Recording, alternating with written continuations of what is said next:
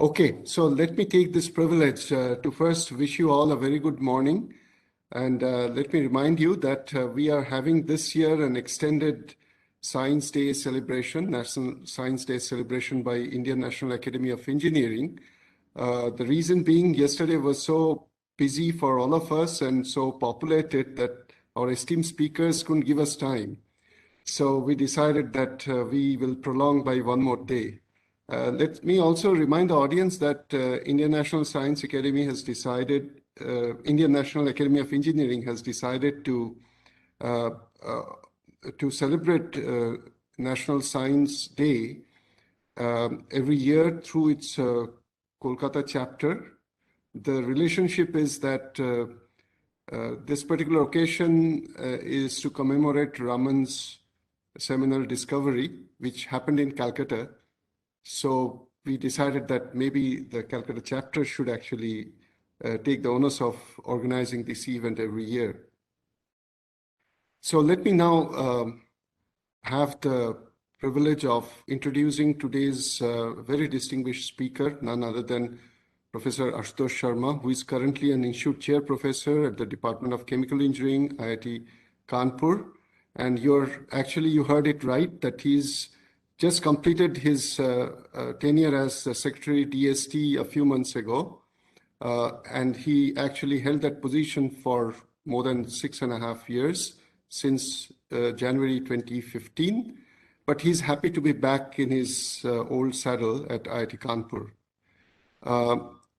During his tenure in DST, Professor Sharma was responsible to introduce very many new initiatives on infrastructure and human capacity building, innovation and startups, R&D in advanced manufacturing, waste reprocessing and disposal, clean energy, cyber physical systems, industry-academia cooperation, science communication, special drives on women scientists, and major international collaborations in the area of priority for the nation. For his academic background, Professor Sharma took his PhD degree from the State University of New York at Buffalo in 1988, and prior to that, MS from Pennsylvania State University in 1984, and BTech in Chemical Engineering from IIT Kanpur in 1982. He was head of the department and the founding coordinator of Nanoscience Center and Advanced Imaging Center at IIT Kanpur. Professor Sharma always made very interdisciplinary research contributions spanning a wide spectrum in nanotechnology, nanocomposites, devices, thin films, health and environment, functional interfaces, nano and micromechanics of soft matter, nanopatterning, nanofabrication, colloids and interfacial engineering, biomaterials, biosurfaces, weighting, adhesion, and so on and so forth. He has over 350 peer-reviewed publications, more than 15 patents filed, over 150 invited lectures given in various conferences and seminars across the globe, and also mentored a very successful nanotechnology startup. No wonder that Professor Sharma was decorated with almost all the awards in the country, including inaugural Infosys Prize in Engineering and Computer Science, the World Academy of Sciences Prize on Science Prize, then Bessel Research Award of Humboldt Foundation, J.C. Bose Fellowship, Shanti Sharu Bhatnagar Prize, Homi Bhabha Award of UGC, Syed Hussain Zahir Medal, and Meghnad Saha Medal of INSA, Distinguished Alumnus Award of IIT Kanpur and Sunny Buffalo, Firodia Award, the Lifetime Achievement Award of the Indian Science Congress, and several Doctor of Science honoris causa, including from Sunny Buffalo and Jadavpur University. He is an elected fellow of Indian National Academy of Engineering, Indian National Science Academy, Indian Academy of Sciences, and National Academy of Sciences in India, and also of the World Academy of Sciences, TWAS, Asia Pacific Academy of Materials. He has been editor of ACS Applied Materials and Interfaces and several other very renowned international journals like Carbon, Colloids and Interfacial Sciences, and so on and so forth. Professor Sharma is truly an outstanding and very renowned academician and researcher with having made very important contributions in the areas of colloids, thin films, interfaces, adhesion, patterning, fabrication, and application of self-assembled nanostructures. He also has very deep interest in ancient history, philosophy, poetry, and art. And as a good friend of him, I can also say that he's certainly one of the most enjoyable company when you are just in a very special environment. So with this, Professor Sharma, INAE is privileged to have you today with us, and we are all ears to listen to your discourse. Over to you, Professor Sharma. Thank you so much indeed, Professor Indranil Manna. And I'm very thankful to INAE for holding this a very special function on the National Science Day. Now, people might wonder as to this being an Academy of Engineering, what it has got to do with science. Of course, we know that engineering and technology is the bridge through which science passes to society and indeed gets transformed into its promise. Its promise fulfilled of science is only through technology and engineering. And of course, it's not a one-way street. The traditional narrative was that it's the science that get transformed into technology, but it works both ways, increasingly so in the world in which we live. So think about CERN, a huge feat of technology. Think about even lowly stuff like atomic force microscopy that transformed the landscape of nanoscience.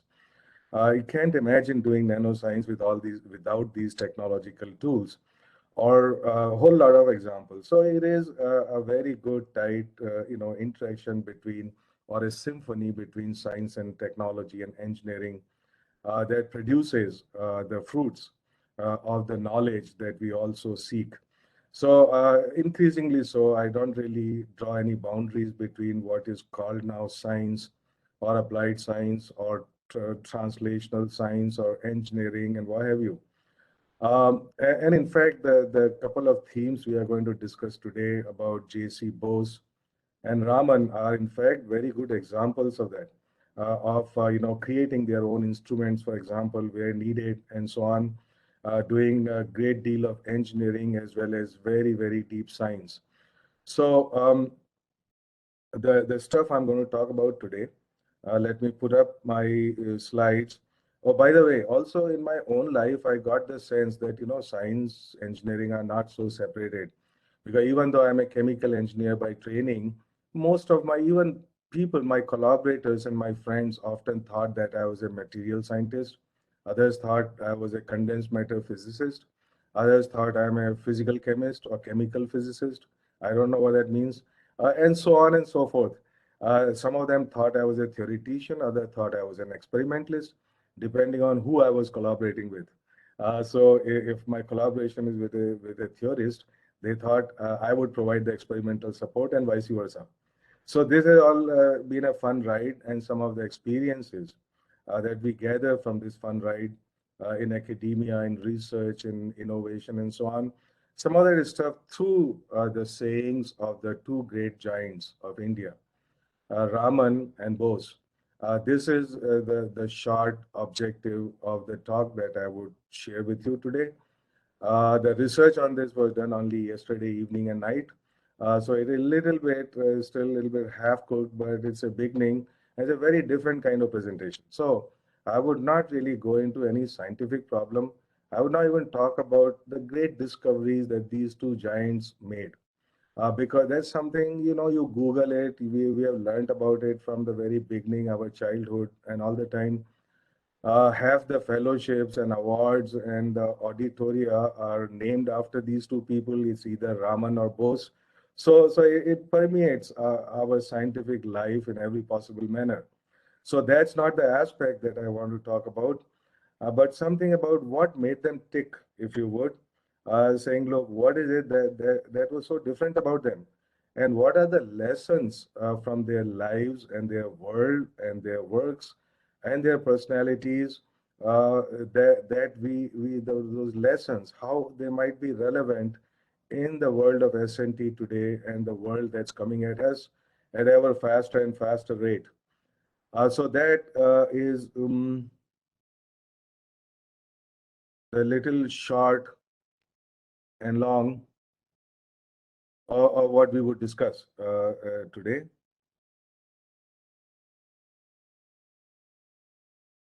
Can you see the full screen?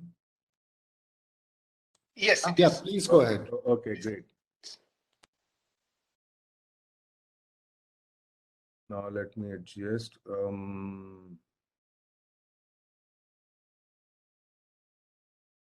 Okay.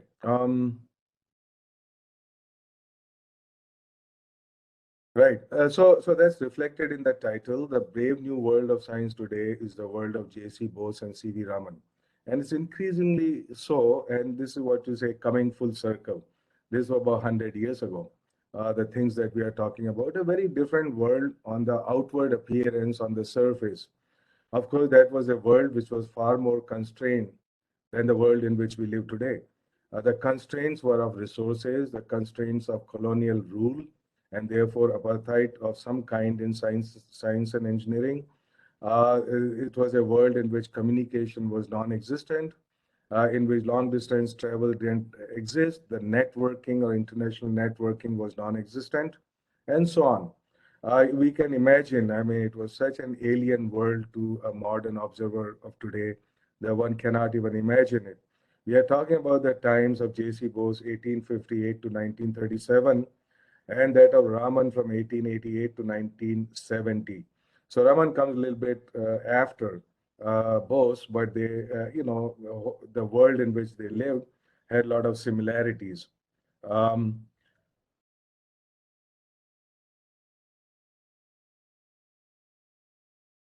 okay, so we before we move to that, let's look at it's customary to look at some India-centric stories of transformational impacts of science, technology, and innovation since independence. And I was something that I would go through very, very quickly, and it is, of course, of special interest to engineers because it's not all science. So you were to look at education, great institutions of great depth, universities, IITs, AIMS, ICERs, NIDs, what have you. Great strides are made in food, water, and sanitation. Several revolutions from green to white to yellow, and now blue revolution, which is to map and exploit the resources of the ocean, deep ocean, Sulabh, Har Ghar Jal Swachh Bharat, even tractors and the irrigation pumps in agriculture that we use today. They all developed and have had the greatest of impact in health and medical, from family planning campaigns to ASHA to generic drugs, in which indeed India has been emerged as a leader.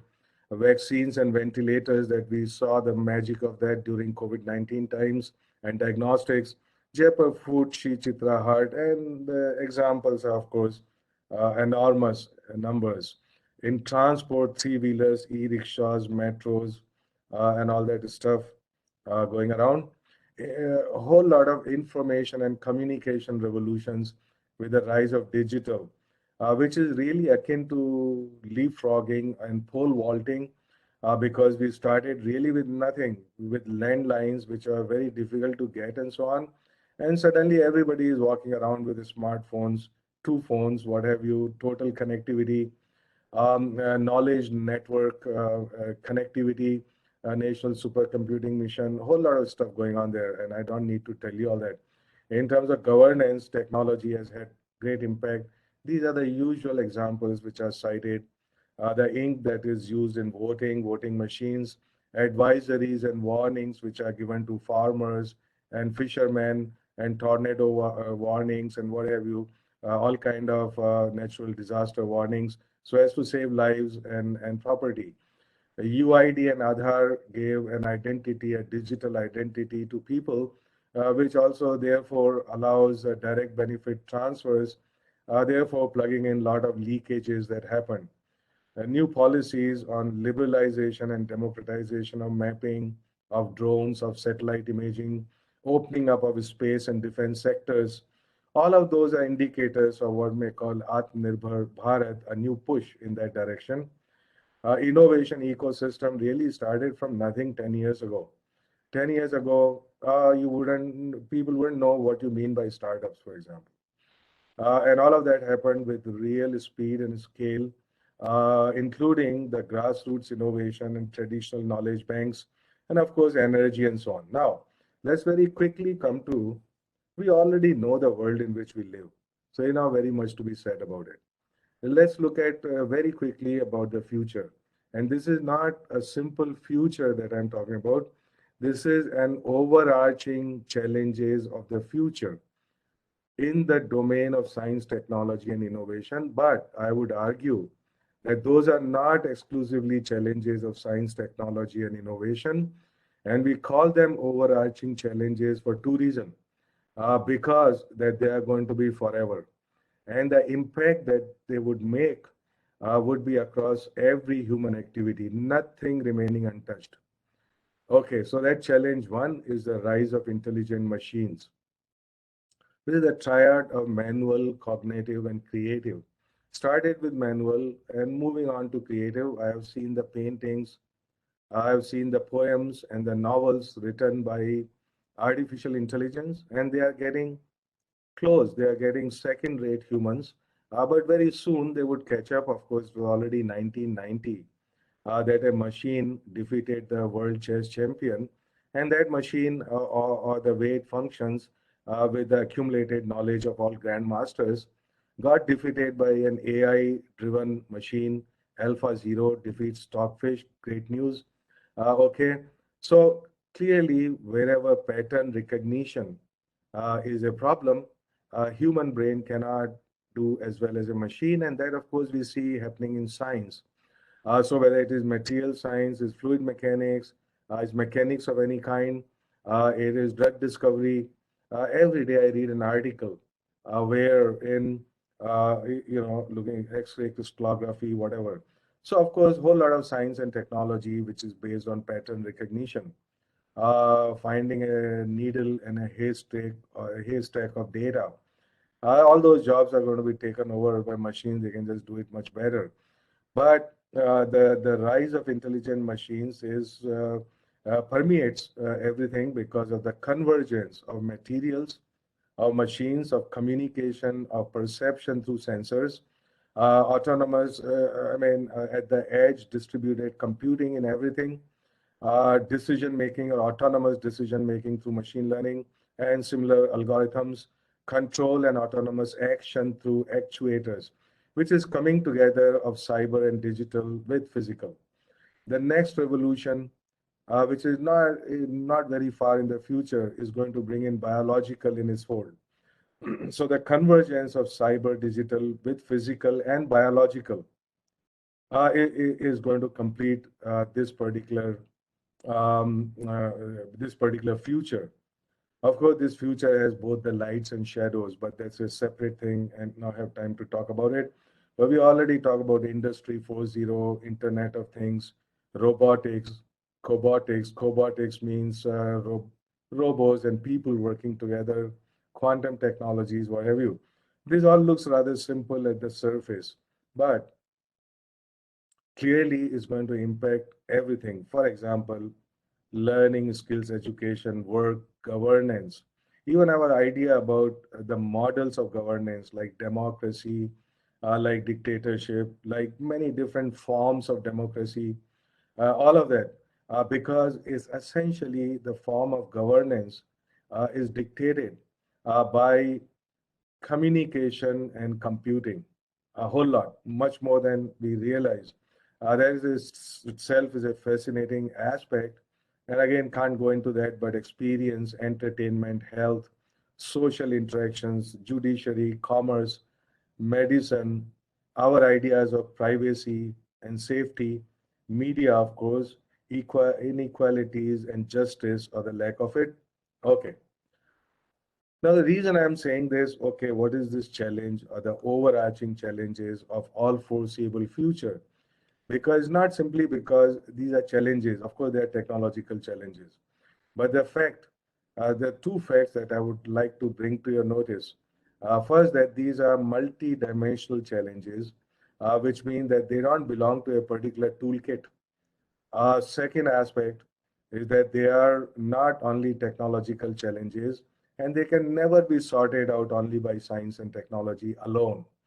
And there's an extra strong dimensionality underlying them and how to address them. And this has something to do with the larger questions related to society, related to socio-cultural aspects, both of an individual, and that individual may be a scientist, and the society and its different segments that intersect these challenges at different levels. So, okay, the overarching challenge number two is sustainable development, climate change. You again hear more about climate change because the panel released its report. Very alarming indeed. Okay, now this sustainable development, is that itself an oxymoron? It is, because our modern concept, the current concept of development, which is basically related to consumption, which is basically the whole concept is Chicago School of Economics at the turn of last century. That concept of development is in stark conflict with our concept of sustainability. The reason I say it's not a technology problem alone is because while technology would aim for efficiency of processes, other words, for example, emissions per GDP. But what about GDP itself? It is not static globally. So it will keep rising, no matter what you do with it. It will keep rising, and therefore the fractional gains in efficiency are going to be are totally offset by the fact that we have this concept of development. Okay, you can call it complexity tax, and it's levied by thermodynamics. You can't get around it. Anyhow, in technology, it's very important to look at nexus, and environment has nexus with every single human activity, life cycle analysis, and what indeed is a concept of development. Now, I would leave this particular thing by just quoting something which I terribly, terribly like, which is I used to think the environmental problems were biodiversity loss, ecosystem collapse, and climate change. I thought that with 30 years of good science, we could address these problems, but I was wrong. The top environmental problems are selfishness, greed, and apathy. And to deal with those, we need a cultural transformation. And we scientists don't know how to do that. Of course, what he says about scientists is true for all sections of society without hesitation. I know I can say that, and I know that you all understand that. All of future challenges, and we may include in these challenges, for example, in India, converting our science into technology, converting our technology to innovation, letting that innovation work for our economy and society. That's a challenge. Diversity, equity, and inclusion is a challenge. Globalization poses yet another challenge. These are not merely of science and technology in nature, but have strong socio-cultural, psychological dimensions that we often miss. Nobody ever discussed this in any conference that I know of. Nobody in classroom, my teachers, nobody, no book chapter actually talked about it. Yet, this is probably the most important dimension of doing quality, effective science and technology, and having that science and technology reach the society. Okay, now in all of this, where do J.C. Bose and Raman come in there? Okay, well, how do they come in there? Because to meet these overarching challenges of today and tomorrow, it is not so much about, okay, the content of science and technology, it is about the processes of science and technology and what is expected of the new mind that can understand and negotiate those challenges. So it is clear that there is a shift from tool-centric to problem-centric approach, which means also scaling the knowledge pyramid, which basically means going from data and measurements to information, going from information to knowledge, going from knowledge to wisdom, if you would, and using all of this for the reverse journey of innovation, of transforming anything from data to knowledge to wisdom into new socio-economic opportunities. integration and synthesis is the mantra and not only analysis. Of course, this goes very deep because our basic education is from chapter to chapter, from exam to exam, from semester to semester, course to course, degree to degree. All of that is based on analysis, but no opportunity for synthesis and problem solving, creativity, and connecting the different dots of knowledge which have not been connected before. And sometimes, I call it, of course, interdisciplinary, multidisciplinary, being in control of everything that's needed, even intuition and common sense and convergence of different streams of knowledge, and our robustness in understanding and negotiating change, and having a balance between invention and innovation. Other words, a balance between generating and creating knowledge to using and consuming that knowledge. That's the basic difference between invention and discovery on one hand, and innovation on the other hand. Invention creates knowledge, whereas innovation consumes it. Okay, now let's look at where we are today in India. Well, there is some good news, and there are reasons for our optimism. We are, in terms of number of scientific publications, we are number three in the world. Just 10 years ago, we were number 10. So there's a very stiff climb, which is very good. Of course, the gap between number two and three is very huge. It's not going to be filled up in the near future, but that's okay. Quantitatively, we are doing okay. We're getting a bang for our buck, so to say.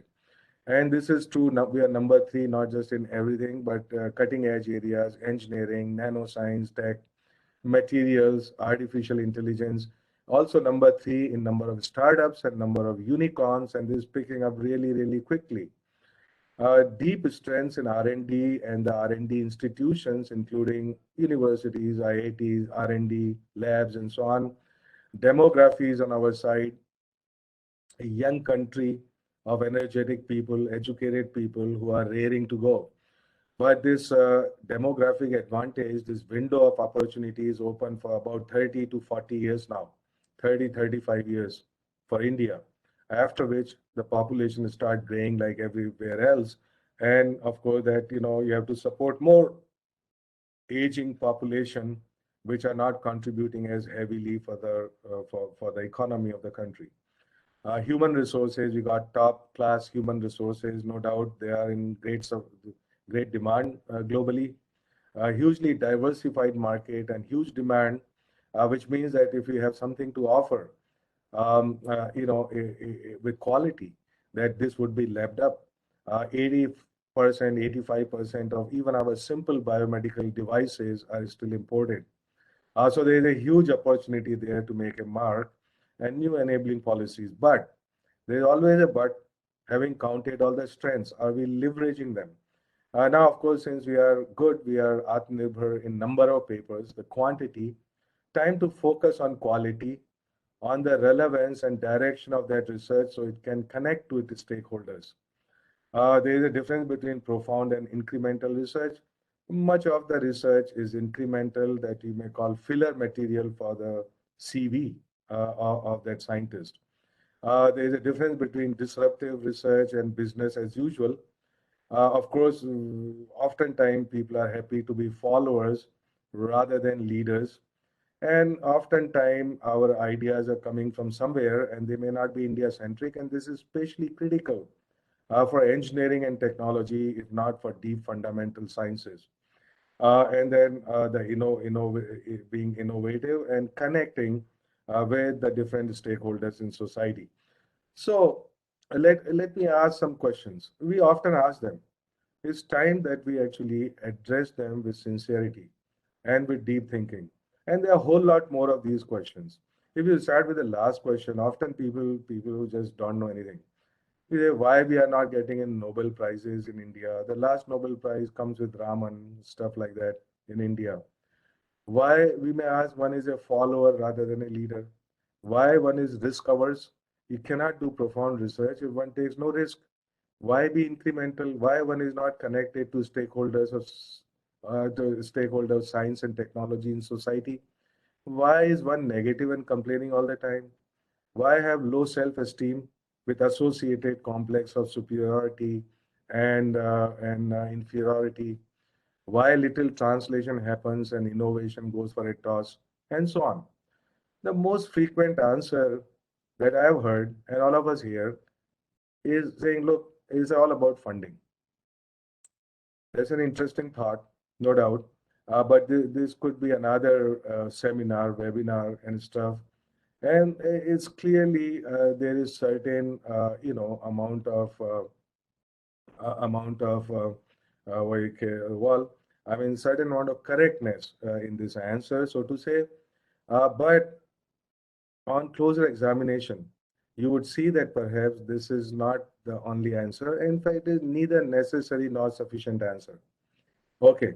So while we can talk about this particular aspect um, and have a deep analysis, not just surface analysis of this, just in a lighter vein, I can say, look, if you were to double funding today, there are two possible outcomes.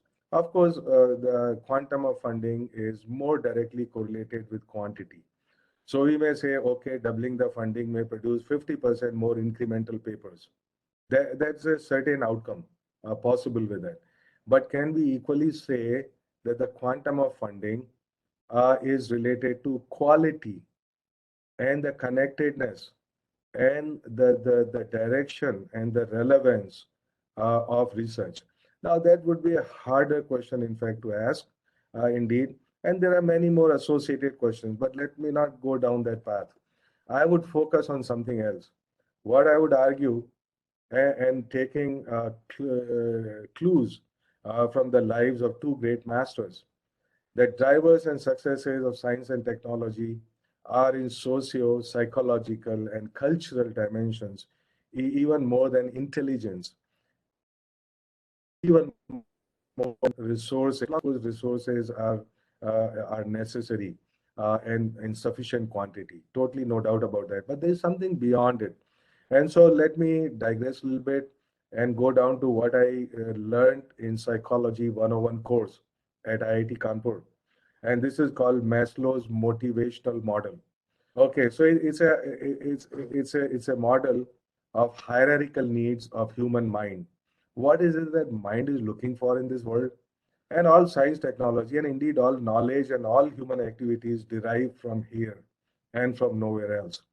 Okay, so at the bottom of this pyramid are the psychological, physiological needs, roti, kapda, and makan, their needs for safety, belonging, and love, esteem. Now, as we go down this pyramid, these are called deficiency needs, necessary needs, if you would, and they must be satisfied in some measure for cognitive needs to be taken cognizance of. These are the top needs, which are called growth needs. They kick in once you have roti, kapda, makan. So you have cognitive needs, you have aesthetic needs, you have self-actualization and transcendence, whatever those mean. Okay, but we intuitively understand what they mean, and a whole lot of our activities in life are actually driven by those needs. Now, so just remember there are two kind of needs: growth needs, which have socio-psychological, cultural dimensions, more nearly governed by those dimensions, whereas the lower needs, the deficiency needs, can be addressed by science and technology more directly and more effectively. So we clearly understand what is the domain of science and technology. It is more addressed to deficiency needs, wherein the domain of growth needs is more related to the internal technology, the technology of mind, if you would, if there was such a thing. Okay, now my hypothesis basically has been that while science and technology can directly address deficiency needs, is much less effective in growth needs. Second aspect is that the growth needs, the topmost needs, are mostly socio-psychological, cultural, and science and technology of mind, if you will.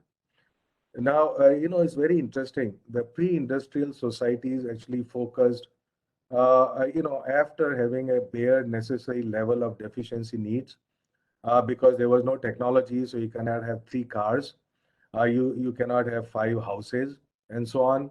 So they took care of deficiency needs in the bare bones approach, but focused on growth needs. So therefore, the technology of mind in a way was much more developed than what can be done with external technology of today. Now, gaining control on growth needs, the top needs, produces more effective and creative S&T to address deficiency needs, which means once you had a control over yourself and your mind and its needs, in a sense, is better prepared actually to do more effective science. This is a hypothesis. Okay, but I have often seen in my practical experience, people who don't have complexes, who feel happy, who feel fulfilled, they don't waste their time actually gossiping and politicking and having those negative emotions and being essentially more creative people. While deficiency needs have to be addressed, no doubt, roti kapda makan, satisfying the growth needs by overdoing our deficiency needs is a total misunderstanding of the industrial society. Other words, you're saying, look, if only I had three cars, then my higher needs or growth needs would be better satisfied. This is the basic assumption based on which, like I pointed out, that the sustainable development, the concept, is actually an oxymoron. Okay, now we come to the point. Now they look, let's look at, of course, Acharya Jagdish Chandra Bose, 1858 to 1937. Of course, he was a polymath, pioneer of radio, microwave, optics, and plant sciences, two things which are not connected to each other at all. And of course, father of experimental science in Asia. We know IEEE finally named him the father of radio science, inventor of crescograph, a device for measuring very minute changes in the growth of plants, founder of Bose Institute, the first interdisciplinary research center in Asia, director of Bose Institute from his inception until his death. And they know end to end. I mean, this is such a fascinating life, but this is all available. And we know his life and what he did in science and technology and the other aspects of his life and works. I have had the good fortune of visiting the heritage campus of Bose Institute several times, also the Associated Museum and the house adjacent to the Bose Institute where he lived with his wife, Abla Bose, even though she was totally empowered by him. So she's not Abla. And here are some glimpses of that museum and his house.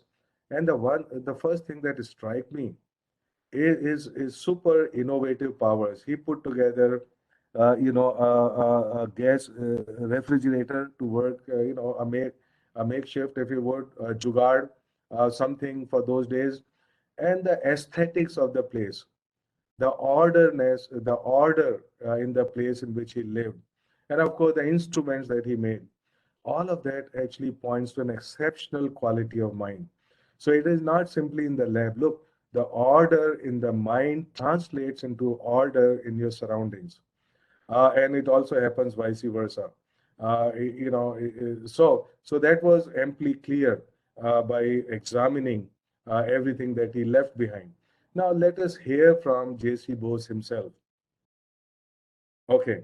Now he says, first of all, it was very interesting that he was influenced greatly by the character of Karn in Mahabharata. Like that of my boyhood's hero Karna, my life has been ever one of combat and must be to the last. It is not for men to complain of circumstances, but bravely to accept, to confront, and to dominate them.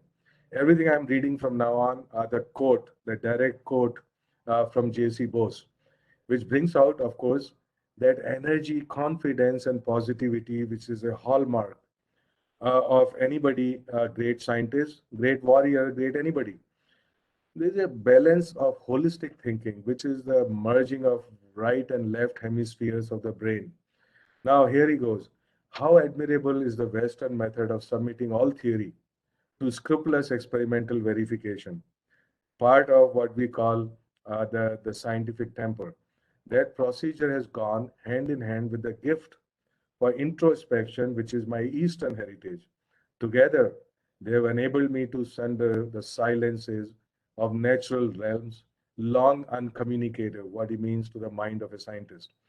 So you see, oftentimes people live by Boolean logic. Whole lot of minds actually live by Boolean logic. And what they say is, look, I either believe in Western or I believe in Eastern. And they would often say, hey, this is pseudo, that is pseudo, this is something, this is it, right?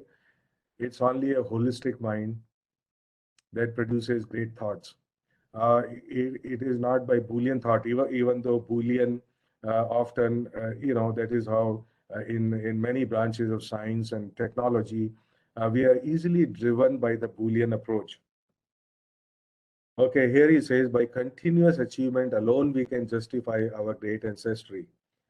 We do not honor our ancestors by the false claim that they are omniscient and had nothing more to learn.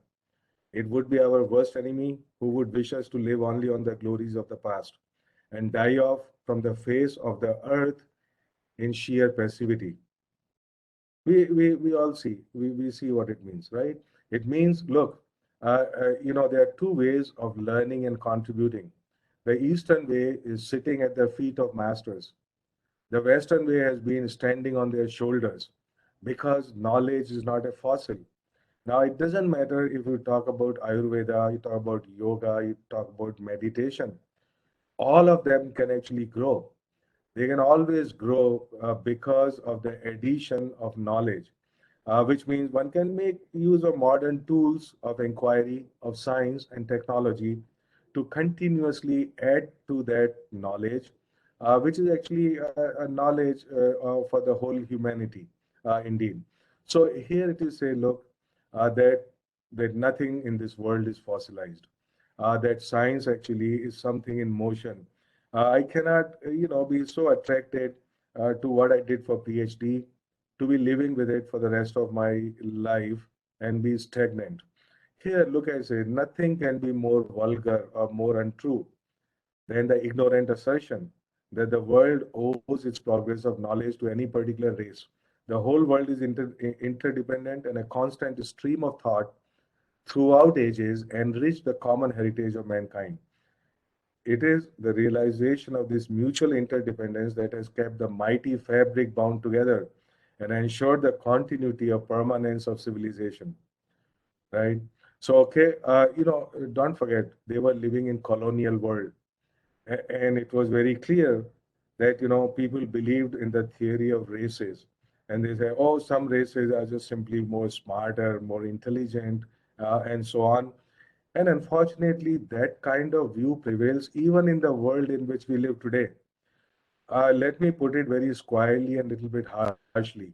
I see this complex starting from our students to our senior professors.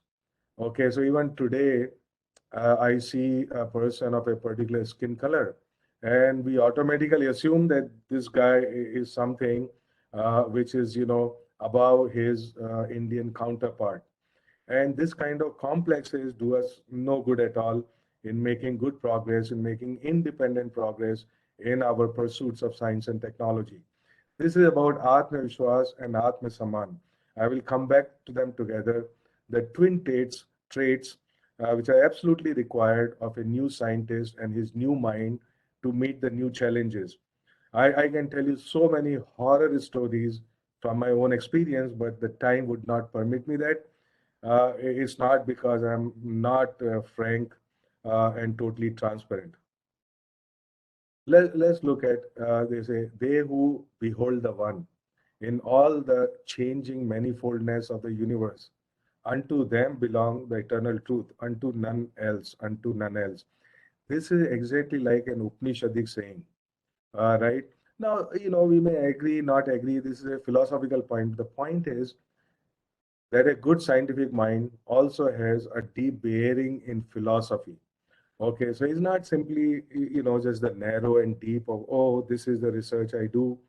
How does that stuff that I do actually connects with the larger world, the larger concerns of science, the larger concerns of society, and indeed the mankind as a whole? It says the true laboratory is in the mind, where behind illusions we uncover the laws of truth. This is the power of ideas. And remember, these people lived in highly resource constrained world. Now he says the poet is intimate with truth, while the scientist approaches awkwardly. Come someday to my lab and see the unequivocal testimony of the Cresco graph. Now he's actually describing his experiments with plants. And he said, look, plants have these kind of feelings, they respond and so on. And obviously, a traditional scientist, an orthodox scientist of the time, and even today, they would make huge fun of any such concept. Of course, this may not be totally correct, but there is some truth underlying it, and which is what he wanted to uncover.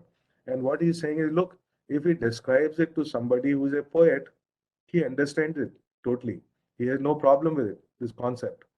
But scientists would be rather awkward in examining this concept. So, what is this? This is about holistic thinking and the balance of knowledge in one's life. Okay, the telltale charts of my Cresco graph are evidence for the most skeptical that plants have a sensitive nervous system and emotional life, love, hate, joy, fear, pleasure, pain, countless appropriate responses to stimuli as universal in plants as in animals. Now, even if somebody thought like this, he would be very reluctant actually to air such a view, thinking that, look, I have some standing in scientific community. What are people going to say about it? What will they think about me? I doubt that actually a modern scientist of high standing today would have such disruptive thoughts and that he would be free to air them. Capacity to endure through infinite transformation must be innate in the mighty civilization which has seen the intellectual culture of the Nile Valley of Assyria and Babylon wax and wane and disappear, which today gazes on the future with the same invincible faith with which it met the past. This is about reasoned optimism and justifiable pride in who you were and what you can yet become. Without this optimism, either in the life of an individual or in the life of the society, no progress indeed would be possible. And so it is a reasoned optimism and a justified pride. It is not something saying, look, and this is true, this is based on facts, that all these mighty civilizations of elsewhere totally disappeared without a trace, without a cultural trace, without traditional wisdom trace, what have you, right? So he's talking about clearly India at this point. I have sought permanently to associate the advancement of knowledge with the widest possible civic and public diffusion of it, and this without any academic limitations, henceforth, to all races and languages, to both men, women, and for all time coming. There are two important aspects in this. One is, of course, the diffusion and dissemination of scientific thought and research and communication, the scientific communication, popular communication, as we talk about it. And the second intertwined aspect in it is about diversity, inclusivity, and equity. Wonderful. But the past shall be reborn in a yet nobler future. We stand here today and resume work tomorrow, so that by efforts of our lives and our unshaken faith in the future, we may all help to build the greater India yet to be. Now, some may call it, look, I'm only a scientist. Nationalist has become a dirty word in some people's mind. But these people were unapologetic nationalists. Now, nationalism is often thought to be in conflict with the global good because, is it a zero-sum game? No, it is not a zero-sum game because you have pride in who you are. In fact, having pride in yourself is the only precondition for having pride in others. People who don't respect themselves cannot respect others.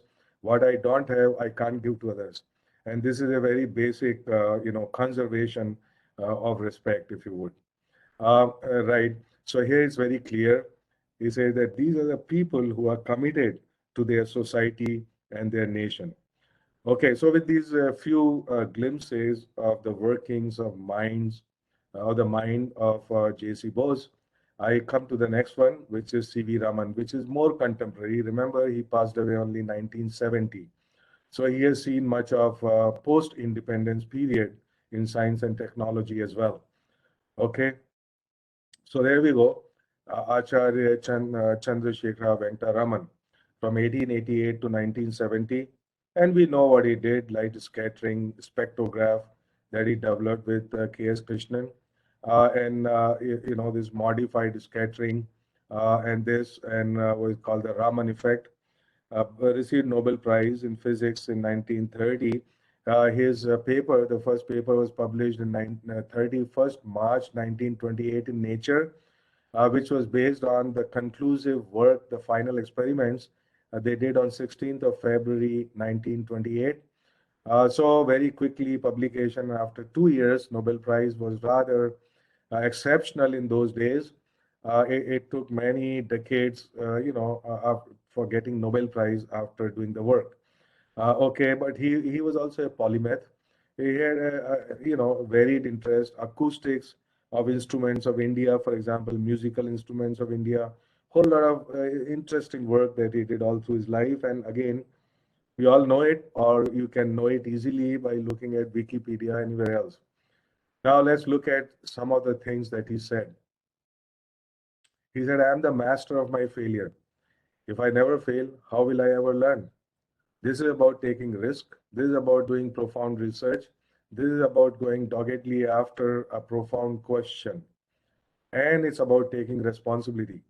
I often tell in convocation speeches to younger people, I say, look, don't ever make the mistake of saying that if you have succeeded is because you were great and smart, is because of how others were able to help you, the teamwork and the circumstances. If you fail, on the other hand, you should be the first gracious person to own up the responsibility. And you see, the thought of CVR, that's what it conveys to me. It's saying you can't always choose who comes into your life, but you can learn what lesson they teach you. Okay, of course, the failure is not permanent, and the only true failure is the one from which we have learned nothing. Power of ideas. The essence of science is independent thinking, hard work, and not equipment. When I got my Nobel Prize, I spent hardly 200 rupees on my equipment. Of course, we may not wholeheartedly agree with everything that somebody great said. That goes without saying, right? Circumstances change. But the point to focus on beyond 200 rupees is saying, look, do we pay so much importance only to equipment? Must one have $1 billion worth of equipment? And of course, equipment today for many people who are doing well in the country, equipment and funding are no longer the bottlenecks. But in those days, in his days, they were serious bottlenecks. But he's saying, look, it is about the power of ideas.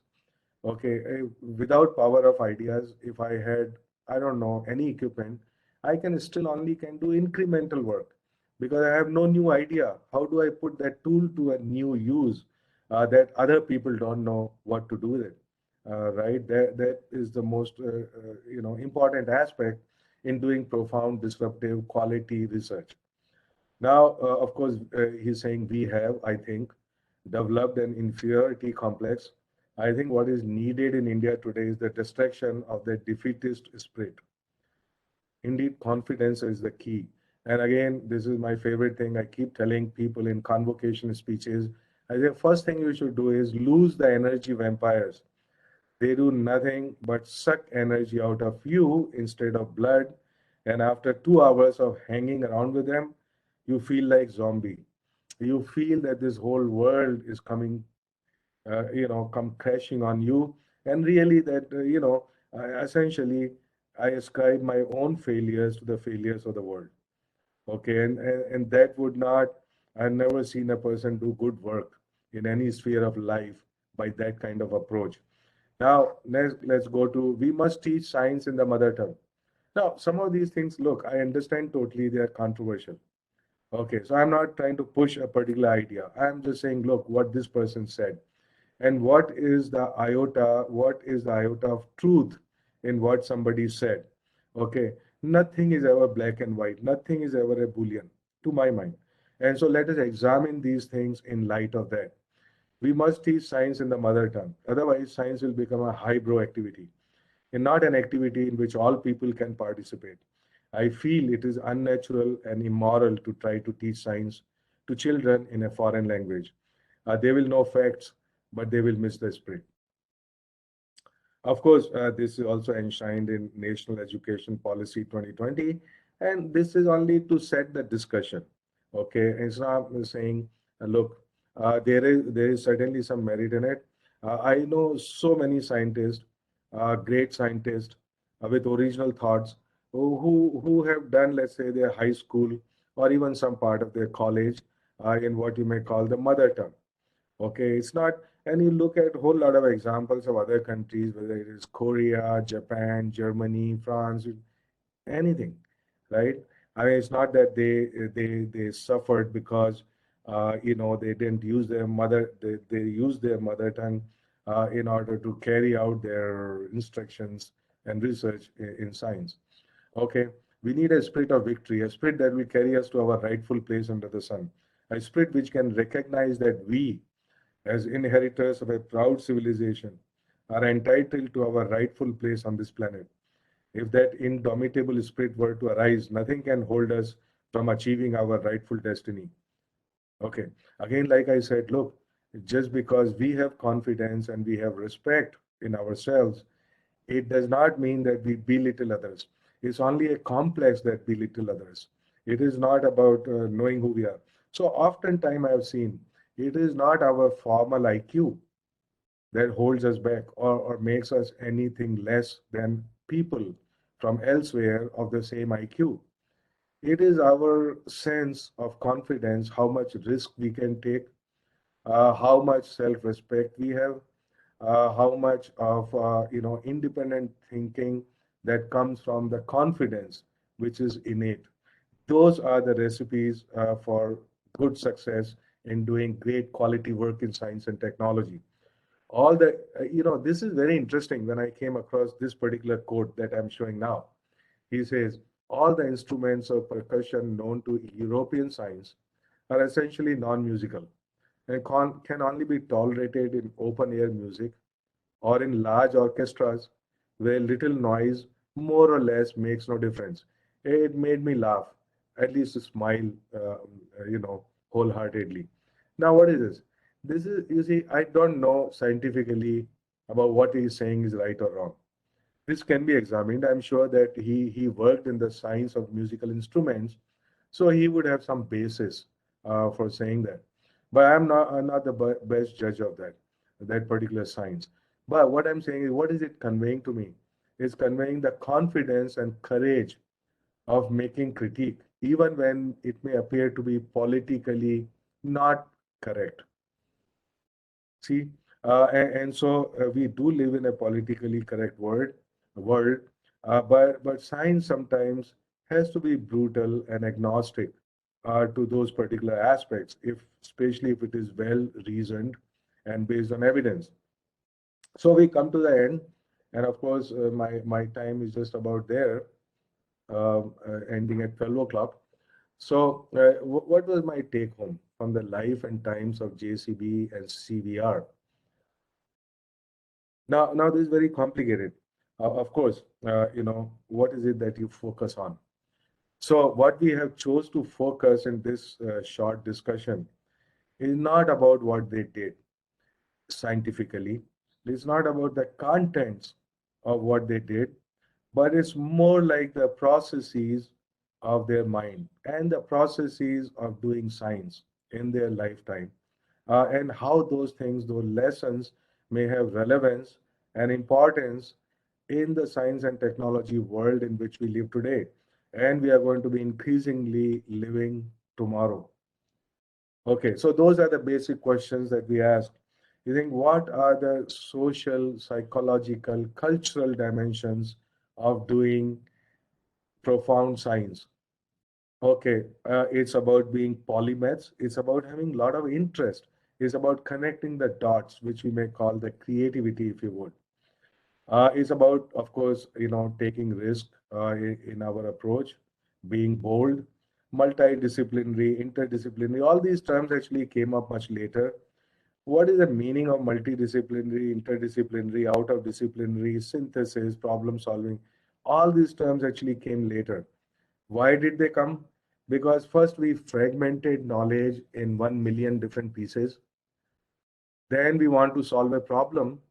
want to solve a problem. We have no clue how to solve that problem with these million different pieces of knowledge.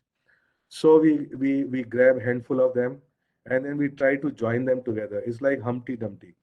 Fragmentation is much easier than putting them together back again.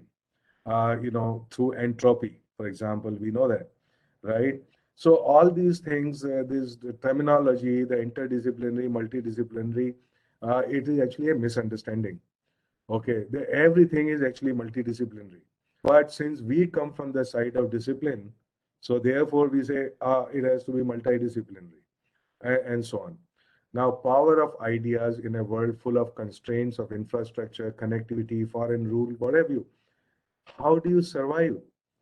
You survive, you do good work by power of ideas, and you do good work by keeping that confidence and not giving in to all kind of complexes, if you would. Okay, it's about taking responsibility and it's about leveraging the power of ideas. Now, positivity, confidence, energy, and purpose. Without that, it's not only about scientists. I mean, what would somebody do, a good businessman, good anybody, okay, if he had no positivity, no confidence, no energy, and no purpose, right? I mean, my purpose, little purpose as a scientist just can't be, okay, here, I will just keep doing this for the rest of my life, and there's no higher purpose to connect with. Where would this energy come from? Where does the inspiration come from? Okay, of course, they innovated new instruments as required. They had the confidence for risk taking, going against the grain, a seamless fusing of the traditional and the current without abandoning the roots or being ashamed about it. Now, this is something that, from a personal experience, I see this repeatedly. Why do we need to actually accept or reject anything? You put it to the test and then make use of whatever you got on your plate, without being bullion or without, condemning out of conditioning and not without proper reasoning. Okay, but anyway, to be ashamed of who you are and who you were is not a good recipe to overcome that shame in the future. Cultural keys of Atmanirbharta.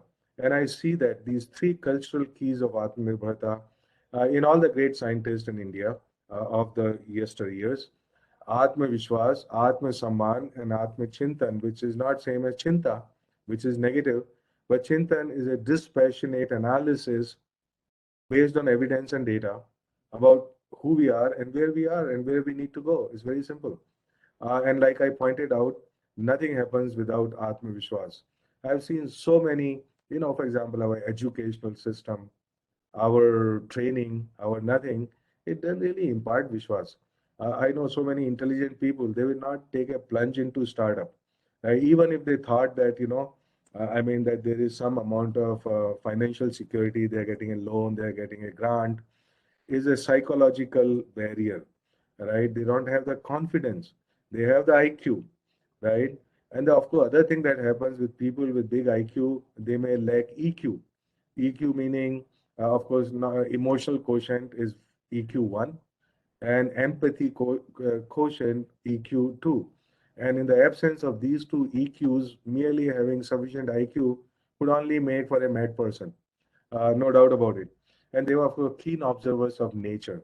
So, of course, nature inspired science again takes its rightful place. It is not happening as much as it should because we are just confined to our labs. And our training then, get us into saying, look, the observational powers of what I can learn from everything that I see, that keen observers of both nature and people and the surroundings and so on. And they were builders of institutions and were heavily into scientific administration in later part of their life. um, Look, I mean, if we just say, look, I'm a scientist. I don't, distract me for administrative work, or don't ask me to make an institute. I once you made it, just give me a good lab in there, okay, and leave me alone. Of course, it's not for everybody, okay, but the people who have the energy, people who have the intelligence, and so on, they could actually divide their time between different pursuits if it appeals to them. I'm not saying that everybody must do this, but in their particular case, they were able to seamlessly to juggle many balls, if you would, and be really good at many of these pursuits, which seem to be at odd with each other. Appropriate mix of jugaad, dhanda, and panga. Panga is disruptive, dhanda is business as usual, and jugaad is solving your problem by hook or by crook. You see a whole lot of that jugaad in J.C. Bose, his instruments, and so on. Disruptive thoughts, which is panga, and so on. And very interesting aspect is democratization of science, whether it is in terms of communicating it, or saying, look, that science actually is for society. And finally, I would say a holistic personality that integrates the left and the right brains, whatever that means. Sometimes I mean, it could be a metaphor. I'm not taking it literally in terms of physiology of the brain, but what I'm saying is there seems to be an apparent surface conflict between what we call, for example, humanities, social sciences on one hand, and the physico-chemical sciences on the other hand, including mathematics and so on, right? Should there be such a tension? I don't think so. In fact, I already argued that the overarching problems we face today and tomorrow are not only problems of hardcore science and technology. They go much, much beyond it. And in fact, unless we had those ingredients and those dimensions, coming to us and integrating it with science and technology, that we cannot really hope to solve those problems, and do quality, profound science and translate that science in terms of technology and have that technology through innovation um, get into useful work. Okay, so I stop there. Thank you indeed very, very much.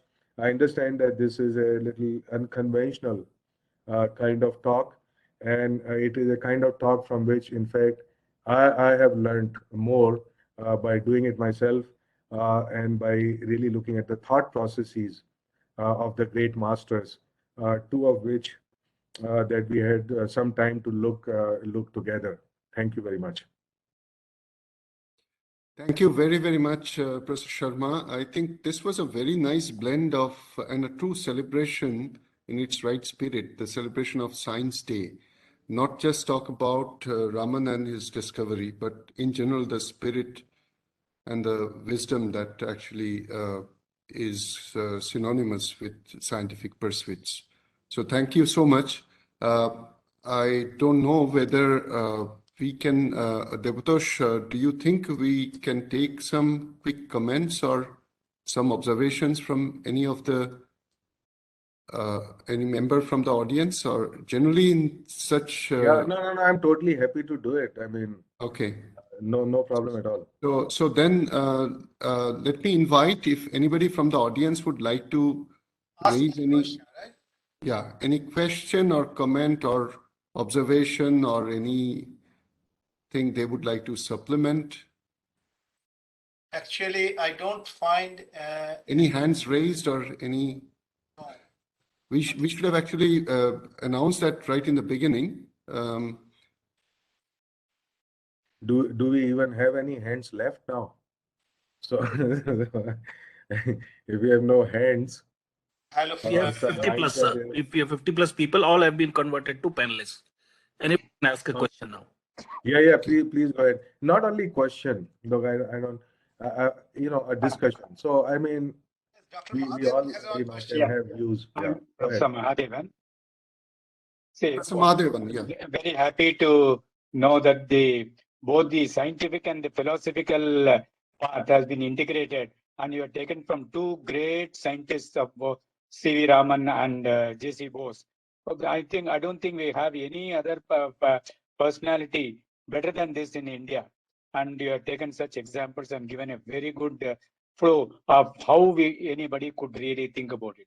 Now, only one thing which we really keeps haunting us is how the challenges which has been posed at present does that we are not having the manpower which would really tackle that. The institutions, etc., are still with the old, with basic education fine. But to get into the next level, I think they should have that extra time and effort to do that.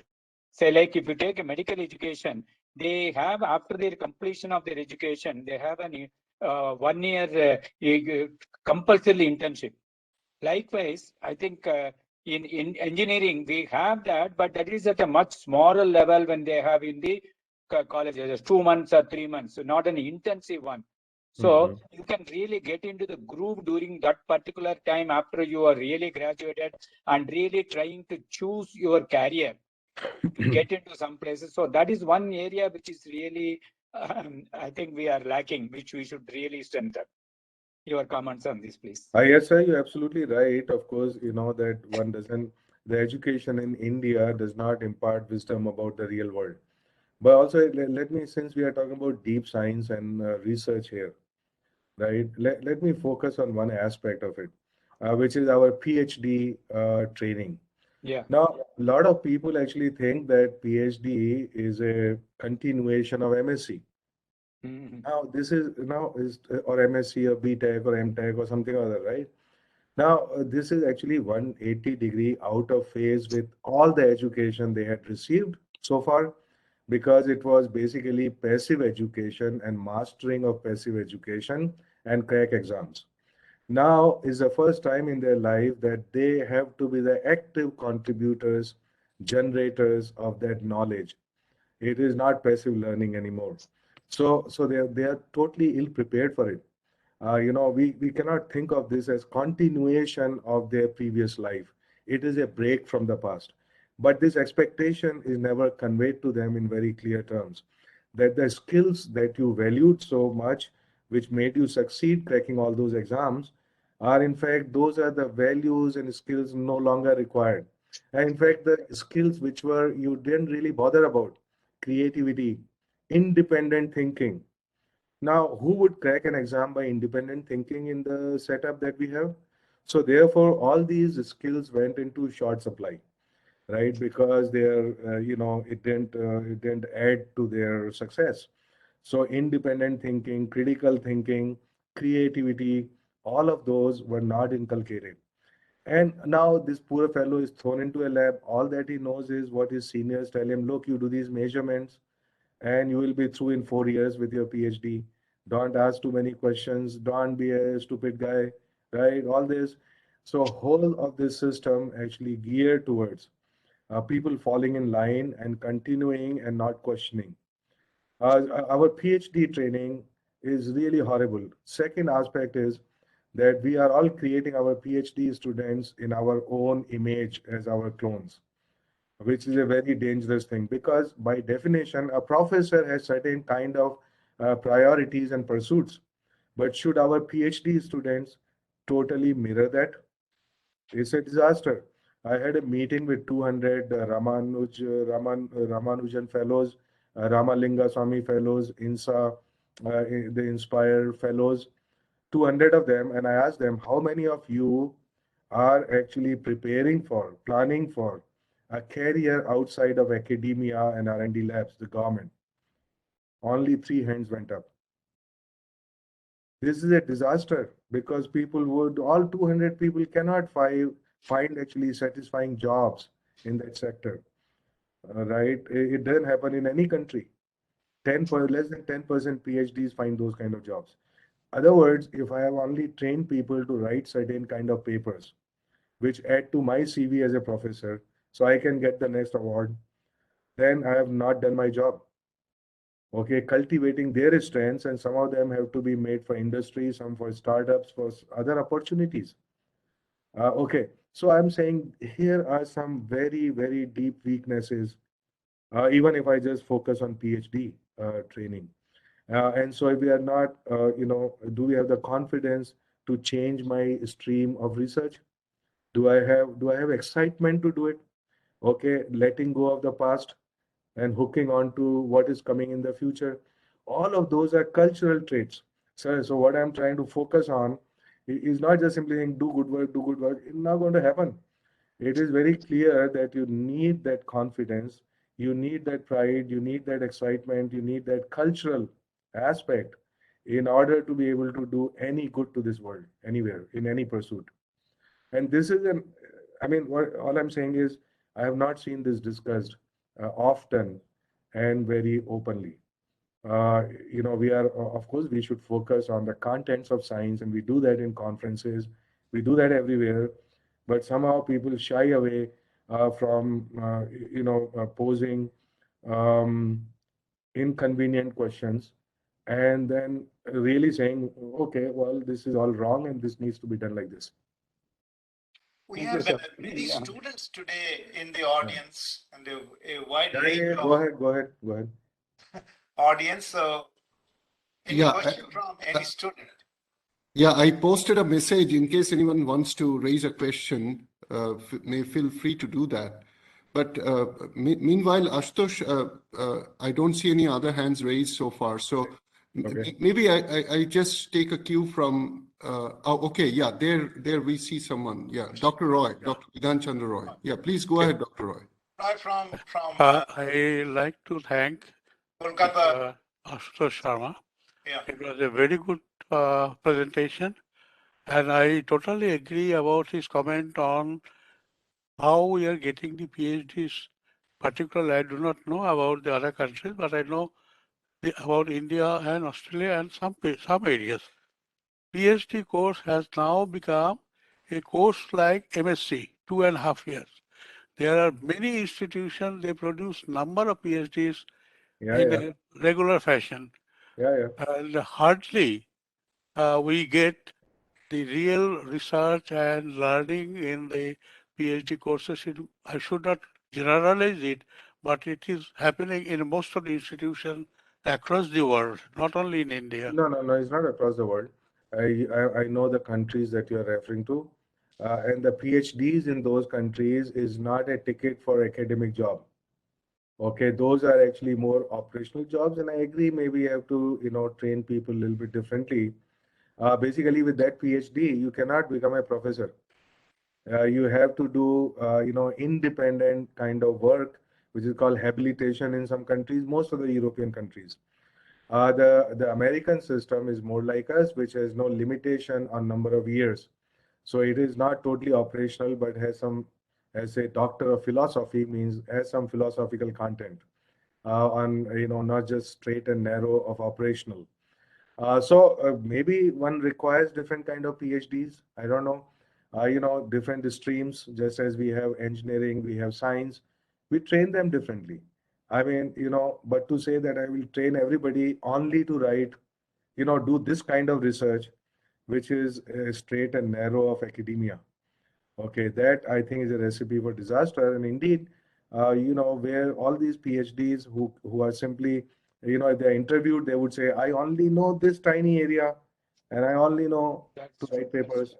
Okay, that would actually not be, fit in any job other than, academia. Yeah, please go ahead, sir. Okay, This is I one point definitely which agree I with you. always. I have some experience for Germany and UK. Yeah, that's what I was referring to. They are definitely different. No, But their PhDs of a different nature is not yeah, considered a terminal like we consider. Now, of course, postdoc also becomes popular and so on, but that PhD that they receive in those countries do not actually qualify, entitle them for an academic job.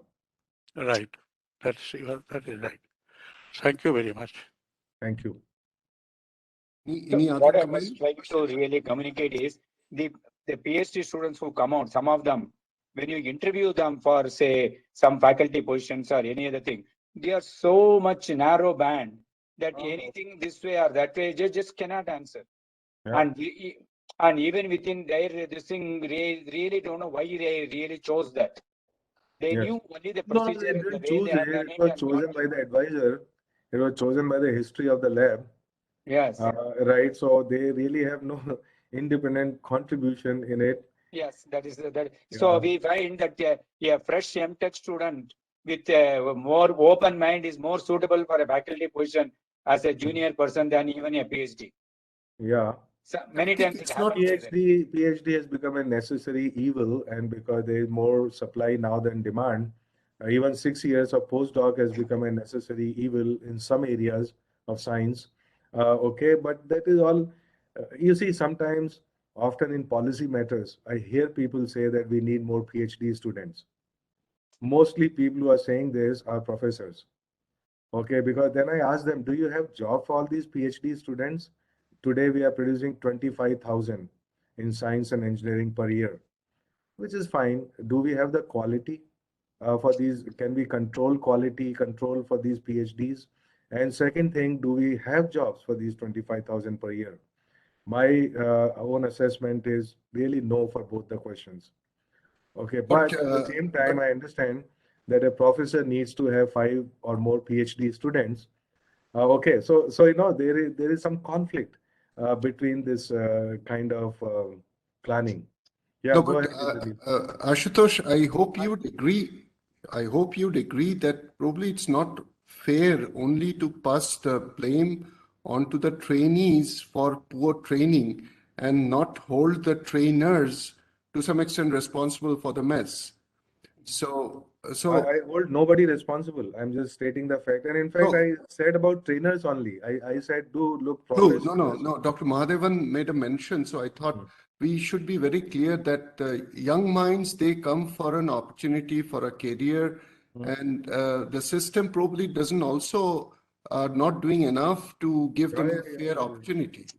No, it's not doing anything. Yeah, that is true. Okay, unfortunately, people just join PhD, they walk into a lab, there is no formal training about what the hell is this research beast that we are talking about here excitedly.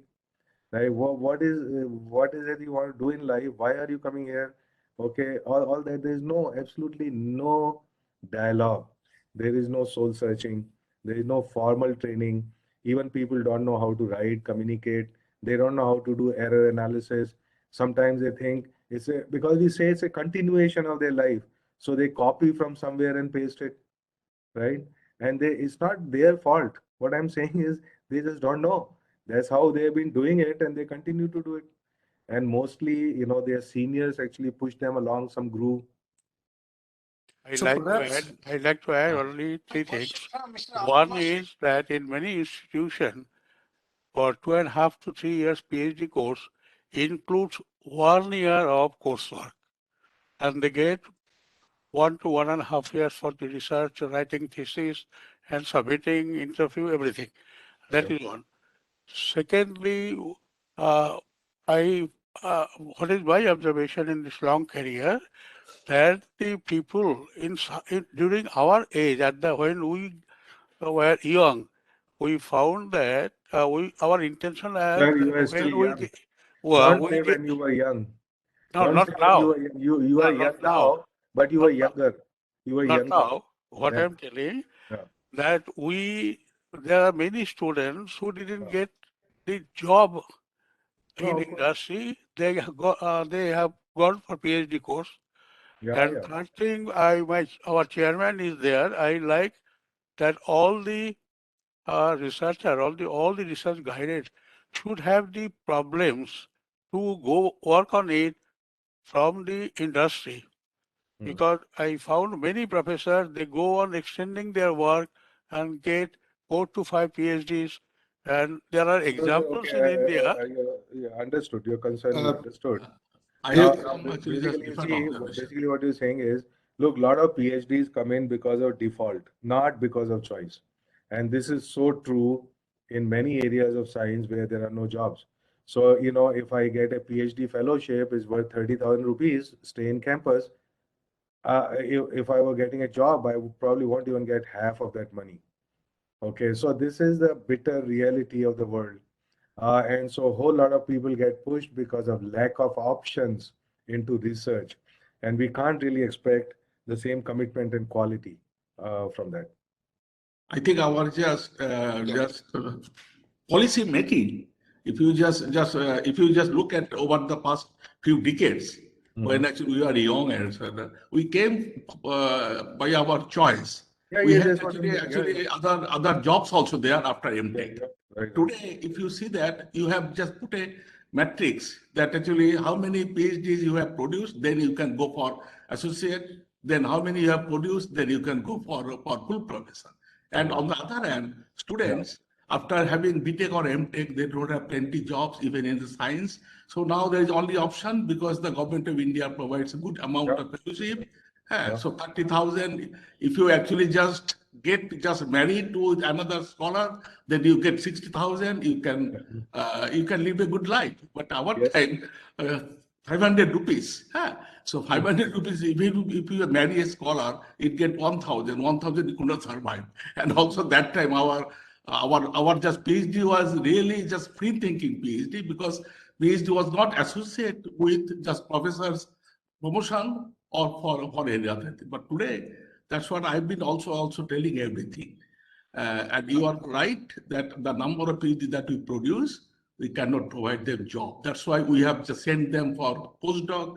We have just made a mandatory rule for IIT and ISR for 3-year postdoc. But even after 3-year postdoc, Professor Paul, we do agree that this is probably, I think Ashutosh is very good at solving a problem and at the same time creating another problem for thinking deeply. So, the quality of actually, that's how PhD quality on an APA is declining. Because right. No, I mean, let's not portray all that negative picture. No, we are not actually negative picture. This is a scenario for the youngers, that actually PhD means something else, free thinking and other things. Right. That will actually just give a good, they are just growing ability and also in the long run, good amount of research also work. Otherwise, just like I mean, just point out, India is probably among those very few socialist countries where PhD is considered a kind of job, not as a education and training. So everybody gets or expects a huge fellowship, like a job, right? But see, most countries you will have to do extra work to earn that fellowship. Not simply because if I'm doing PhD, it's because to enhance my CV and I want to do it. Right? It's not because it's a job. Now, this actually occurred to me when there was a big demonstration in front of DST office when they were asking for raise for fellowship. Right? There was this was a few years ago. They, come a lot of people from JNU, from IIT, everywhere, and they get a lot of these guys and say, we will demonstrate, we will stop everybody, we want more fellowship. So I had a talk with the delegation. I call these guys. Then it hit me really hard as to how they think about PhD. They think of PhD as a job, as a guarantee from the government, right? Source of money. Now, you made me do PhD. I said, wait a minute.